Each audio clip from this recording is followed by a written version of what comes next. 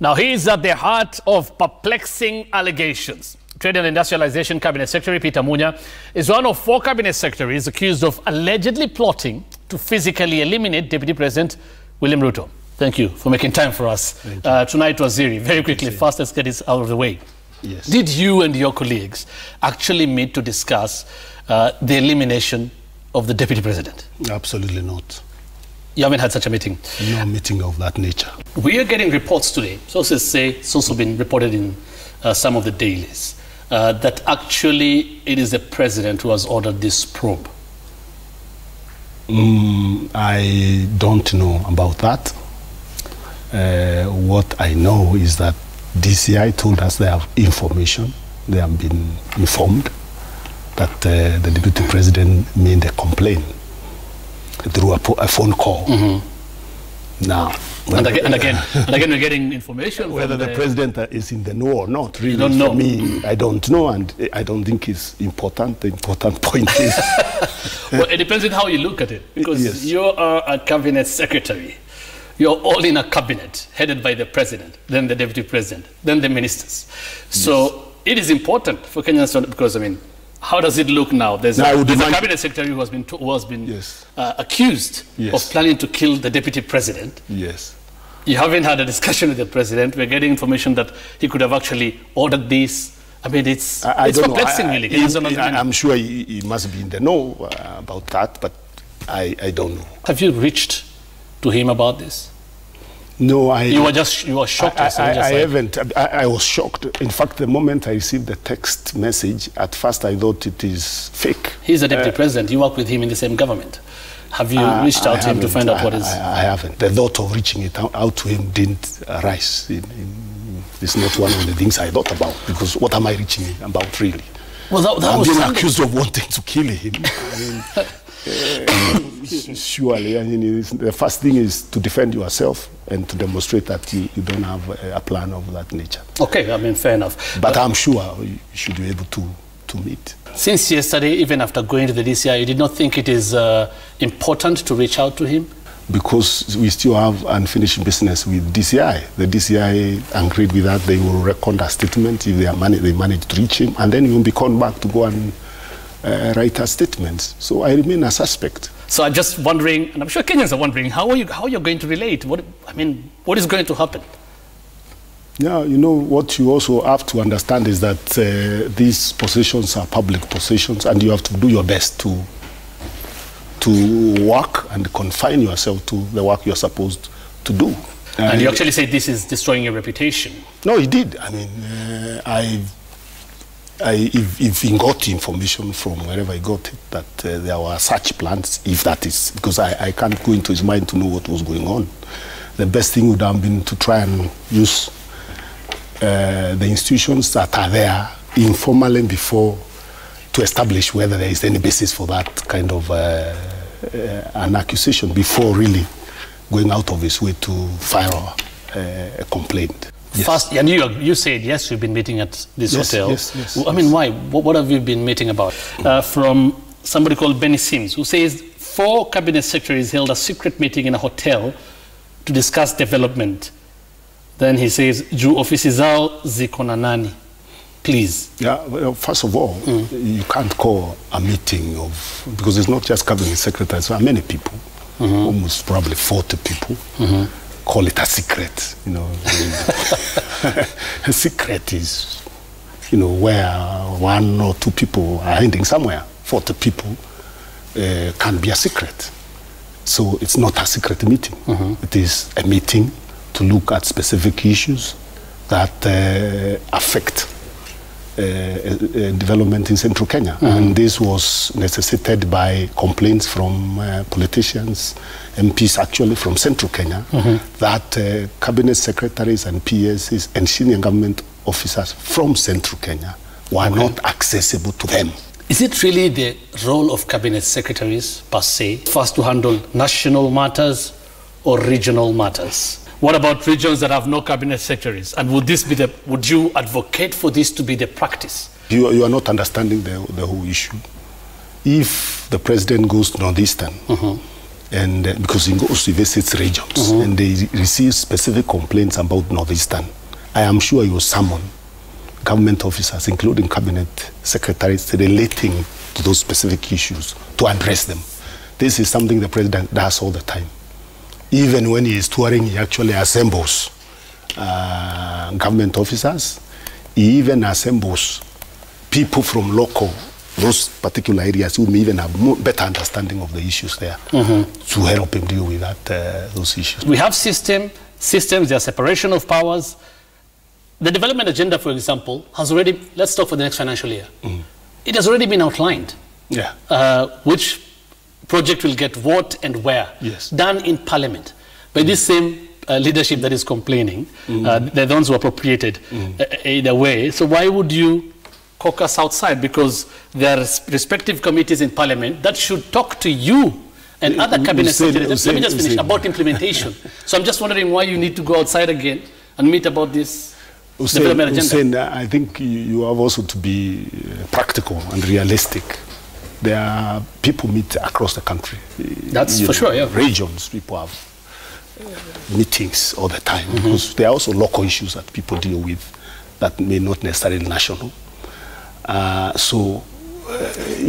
strategizing that you're trying to put in terms of how governments work is, and that's why, the presidency being both political and also executive has to manage all those things. Do you regard definitely Honorable Cabinet Secretary Kinjuri to be from the Mount Kenya region? Isn't it? Yes, I do. He hasn't been part of this? He wasn't in the meeting. So, I mean, he's also a Cabinet Secretary from Mount Kenya, unless you're saying he's accessible, and you're not. Maybe he is accessible, I don't know. You didn't care to find out? You didn't care to find out why he's not in the meetings? Because you've been very categorical about Mount Kenya region. Yes. He probably is accessible. I don't know. He could be more. There were no complaints about Honorable Kinjuri?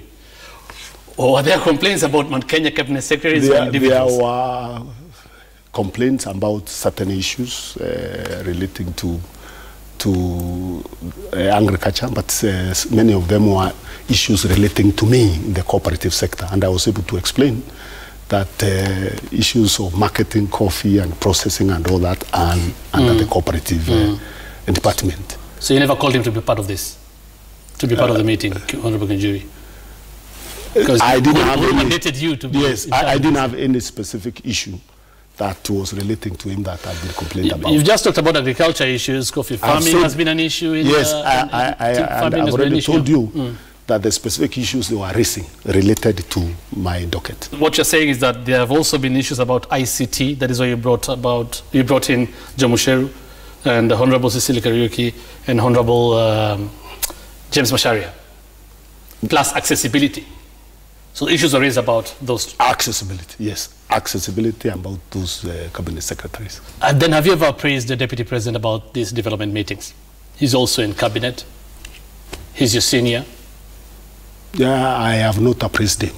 But I know in the PS's meeting, technical meeting, because they are the ones who do the implementation, the PS in charge, the chairman, has appraised them that there are those concerns from MPs, and he gives specifically concerns from MPs from Central Kenya, and he was able to tell the PSs there could be similar complaints all over. So I'm assuming be sensitive to the demands and the issues raised by MPs because they are people's representatives.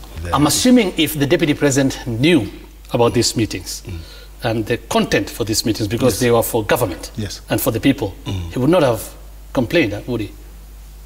I don't. Or he would have known the agenda of this meetings. I don't know. Clearly, it looks like he didn't know about this. He didn't know about them. I mean, from a layman, I didn't tell him. You didn't tell him. You didn't say it is important for him to when I was given that assignment, I didn't think it was necessary to tell him. It didn't cross over in my mind that I should tell him. Because there were specific issues raised by specific people from a specific region. Where does it come from? So what was I supposed to tell him about? So would you... But if he knew and asked me, I would have told him. Well, it's not like there was a plan not to tell him. No, initially we talked about this, when somebody, Benny Sims, wrote a text talking about a secrecy, and you said there's no secrecy here. No, there wasn't. For him, it's almost a secret, isn't it? Because you didn't tell him. He doesn't know. Well, how would you treat it as part a secret of my meeting? mandate I was given was not to tell everybody that there is that kind of a meeting. But if he asked me, I would have told him that that meeting is going on. Other than that, you never have told him? I didn't think it was necessary to really tell him. As the Deputy President of the Republic? It was not a deliberate plan not to tell him. So, but are you saying that any meeting, government people meeting, anywhere, we have to advertise? Because we know people meet all over the place. No, I'm again, I'm not in government, but I'm assuming. I'm assuming. You know, when you ask a question, I also have to. Yeah, of course. Because we know people meet. Yes. So I'm assuming this is people are social. They meet. I meet even my other cabinet colleagues informally, and sometimes when you meet informally, you may discuss issues. Yes. You even pay courtesy calls to each other. Do we have to announce? You know, now and I go and meet the Deputy President. I tell him I was in this office of the cabinet talking to so and so about water. Is there an obligation for me to do that? No, of course. I mean, that depends with you. Yeah, unless you asked. No, it's because there's an accusation based on this meeting by the Deputy President of the Republic. Yes. And that is why I'm wondering, you've never talked in cabinet for him never to have thought there were such meetings so that he can make these accusations. Clearly, he doesn't understand. He may not understand the agenda of this meeting. You know what you are saying now. You're speaking with wisdom of hindsight. Yeah, you know, wisdom of hindsight is very different because so it revises everything. So basically, what I'm telling you, there was. What do you think then, Honorable Munya? What do you think then is the reason behind all this? These accusations. The reason behind this is very difficult for me to speculate, but it is very curious. You know, that somebody would come up and say a meeting going somewhere, some particular places, planning to eliminate him. It's very curious. I would think maybe there is politics around it. You're being accused. I mean, there are people who are now saying this is a team that is out to first, in fact, it was about trying to stop the Deputy President. That's the first thing. We stop route of movement and stop him from succeeding President Uhuru Kenyatta. Is that what, just for the sake of clarity, and because people are talking about this, is that what you're doing? Well, we wouldn't meet to go and plan on how to stop somebody from succeeding somebody because we are 40 people. How many votes do we have? Because the only way you can be stopped is through a vote, and there was a time when a vote will come. People vote. But you have voters that love you, that like you as politicians over the years. Well, whatever the case, each individual has a right to vote. Okay, when finally, the time comes, and to persuade people to vote in a particular way at the right time. So I don't think that would be also a crime if somebody decided to vote pro or against. Okay, what and I think there is this whole orchestrated thinking that there is a particular seat that belongs to somebody, so anybody doing anything that is not supporting that direction is committing a crime. And I think it's a very bad thinking, because it's eroding citizens to think there is already a seat decided is for somebody else. Okay. And I'm sorry to go into that, but I think it's wrong thinking. Kenyans should be free to think, to plan, to, support whoever they want to support, and let the best country to win when that time will come. Finally, whatever happens, whether this is real or fake, it creates a split in government. There's no doubt about it. Right now, that's how people are looking at it. One that was already reported and denied, that there was a split, that was reported and denied. How bad is this for the government going forward now? In terms of its relations? Well, I want to agree. It creates discomfort in government and makes it difficult to, it poisons the environment in a way. But we have a unifier in government, the President of the Republic of Kenya, and other independent institutions that also bring government together to work. Okay. So I still believe that we will continue delivering services, and we have a unifier where we have sibling rivalry and disagreements. We have unifier. All right. But we would really want, in my opinion, everybody to try to be as responsible as possible, so that we don't put this country into problems going forward. Okay, Honorable Munya, thank you so much for making time for us this evening. Because it's difficult and interesting times for the country. We'll see how this pans out. Thank you.